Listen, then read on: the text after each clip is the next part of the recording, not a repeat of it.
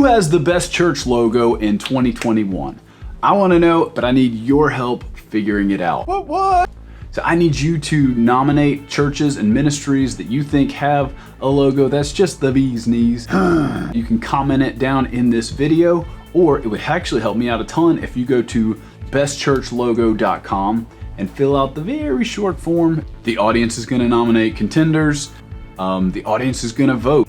And there will be a little bit of me and my special co-host speaking into the process and kind of judging. So it'll work a lot like some of the other talent shows that you've seen on TV, like American Idol and The Voice, and the chef shows.